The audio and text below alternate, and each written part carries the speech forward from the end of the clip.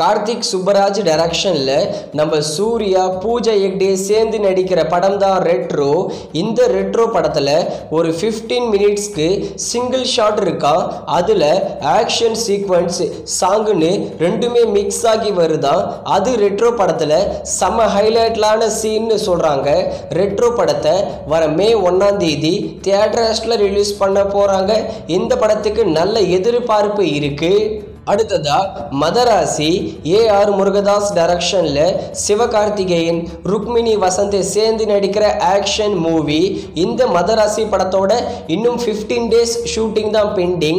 மதராசி படத்தை மோஸ்ட்லி இந்த வருஷம் தீபாவளி வீக்கெண்ட்க்கு தியேட்டர்ஸ்ல ரிலீஸ் பண்ண பிளான் பண்ணியிருக்காங்களாம்.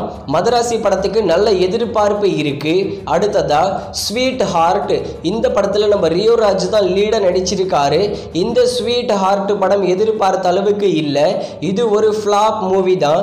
ஸ்வீட் ஹார்ட் படத்தோட ஓவர்சீஸ் டிஜிட்டல் ரைட்ஸை நம்ம சிம்பிளி சவுத் தான் வாங்கியிருக்காங்க. ஏப்ரல் 11ஆம் தேதி ஸ்வீட் ஹார்ட் படத்தை சிம்பிளி சவுத் ஓவர்சீஸ்ல ஸ்ட்ரீமிங் பண்ணுவாங்க.